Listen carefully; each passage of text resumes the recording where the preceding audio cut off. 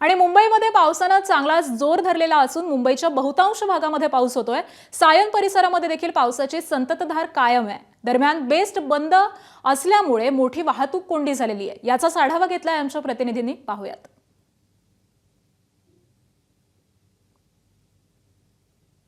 आपण सध्या सायनच्या गांधी मार्केट परिसरात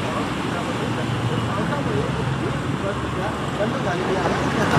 इथल्या वाहतुकीवर बसलेला आहे बेस्ट बसच्या पाठी आपण वाहतूक कोंडी सध्या झालेली पाहू शकतो। मुंबईमध्ये आज सकाळपासूनच चांगला पाऊस झालेला आहे। मुंबईचा सायनचा परिसर असेल, दादर असेल, दक्षिण मुंबई असेल किंवा मग पूर्व उपनगर असतील, सगळीकडेच पावसाची नोंद झालेली आहे। सकाळी 7 ते 7:30 पासून मुंबईमध्ये सतत पाऊस होतोय। सध्या मुंबईकर हे गरमीने हैराण झालेले होते।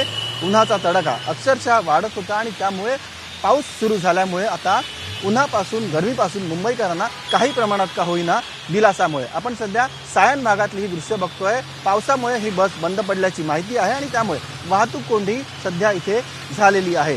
हवामान खात्याने देखील मुंबईकरांना सतर्क राहण्याचा इशारा दिलेला आहे। पुढील 2 ते 3 तासात वादळी वाऱ्यासह पाऊस पडण्याचा इशारा हा हवामान खात्याकडून व्यक्त करण्यात आलेला आहे। व्हिडिओ जर्नलिस्ट दीपेश महाजनसह सचिन गाड, एबीपी माझा, मुंबई। एबीपी माझा, उघडा डोळे बघा नीट।